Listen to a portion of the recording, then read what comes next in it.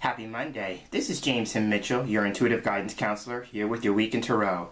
And this week, I'm going to be using the Odyssey Tarot, which is by Jean Hutter.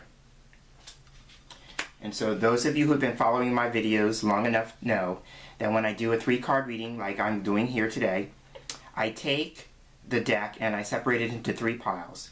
The first pile here on our left is going to be a major arcana card, and it's going to represent the theme for the week. The middle pile here is going to consist of one of the court cards in the deck, and that's going to be either a king, queen, knight, or page, and that's going to be the approach that Tarot is asking us to consider as we move through the week. And then a card from the pile here on the right, which is the remaining minor arcana cards, is going to show us what potential challenges we may experience as we move through the week. So having said that, I'm going to take the first pile here, which is the major arcana, and I'm going to shuffle till I feel led to pull a card. Okay, it wants to be this one. So our theme for the week is judgment. And so when judgment is our card for the theme, we're being asked to look at what changes we need to make in our life. This card as a theme is about adopting a new lease on life.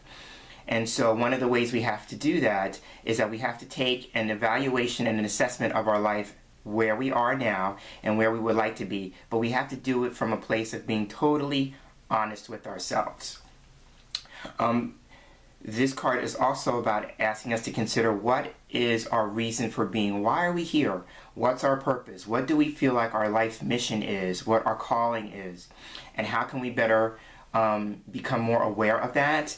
And how can we act on that? Because judgment is also about taking a decisive call to action. So what decisions do you need to make about the next stage of your life? That's judgment. One of the things I like about this card is that it's very existential. So again, this is about life's bigger questions. And also know this, that no matter what it is that you're doing or contemplating doing, it has a ripple effect. It will go out and it will touch other people in ways that you know of, but more likely in ways that you'll never know about.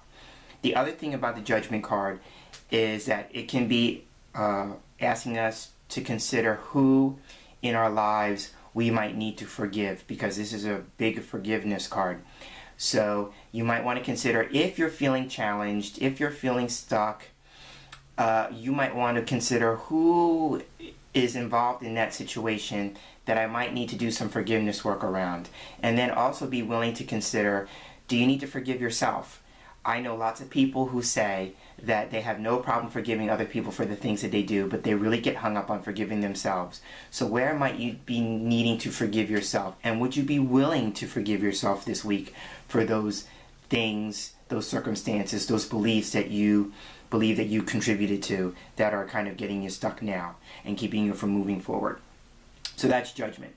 Okay, our approach for the week.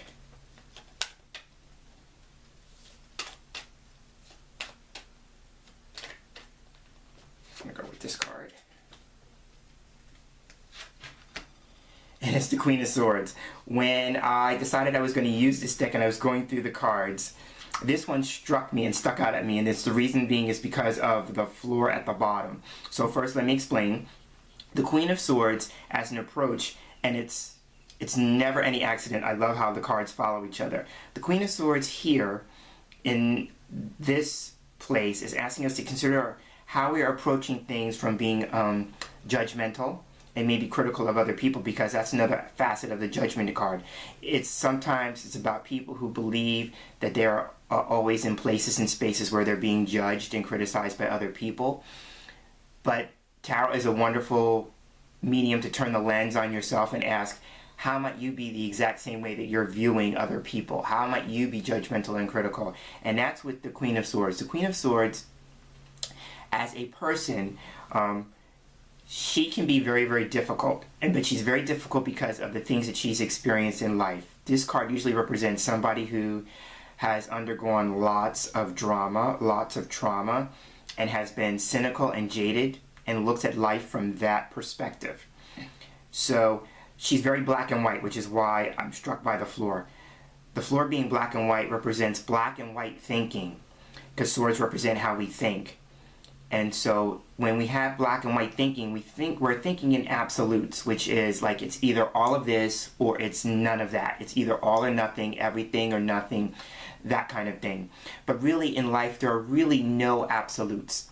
So it's asking us to be considering, looking at why we think things are either black or white, when really they're shades of gray. So that's the Queen of Swords. She's also about being really rational, logical, analytical. So it's how can you be more rational, analytical in your thinking? The other thing about the Queen of Swords when she comes up is about releasing and letting things go. Typically, she's all about the art of cutting things out of her life that she no longer needs, that no longer serve and support her. So going along with the Judgment, if you're doing the life review and you're doing the evaluation process and you're doing it from a place of honesty, then you'll see what things need to be removed or eliminated from your life because they no longer serve and support you. The other thing about the Queen of Swords is about she bridges ideas and communication with words. If you notice, there's a feather here at the bottom. The feather also represents the soul, but sometimes I see it as, you know, the pen. So this could be about writing or about reading or about, you know, communication through books or print or things of that nature. Going with Judgment, this card is also about communication in the arts because it's tied to Archangel Gabriel.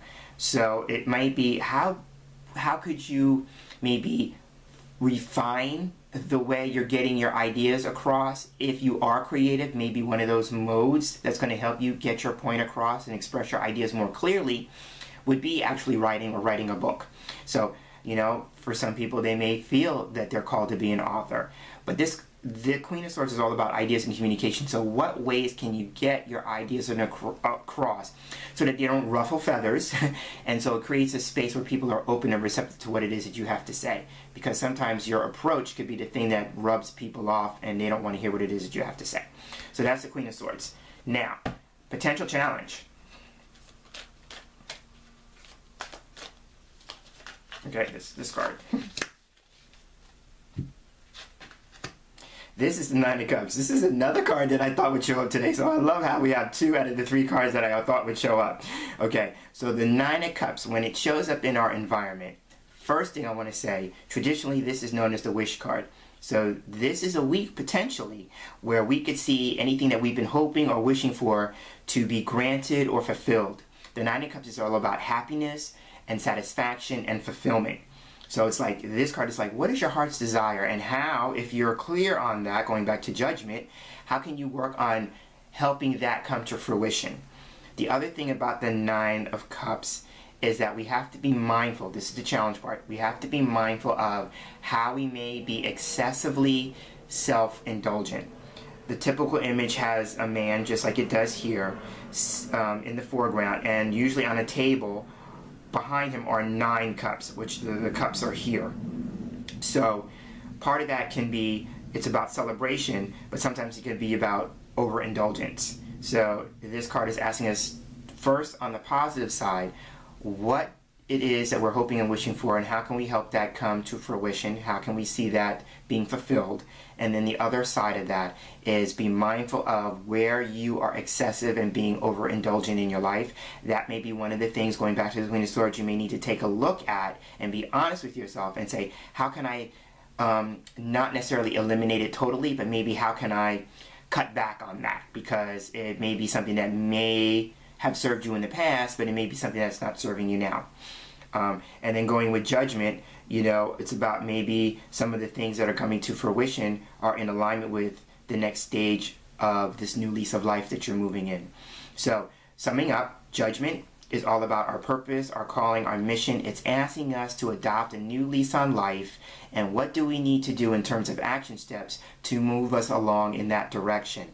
The other thing about the Judgment card is if there's any forgiveness work you need to do, consider who you might need to forgive and how you can help yourself, because that's really what forgiveness is. We get hung up on the idea that forgiveness is for the other person, and in some respects it is, but mostly it's for ourselves. And having said the for ourselves part, if there's any forgiveness work you need to do for yourself, about yourself, how can you do that this week?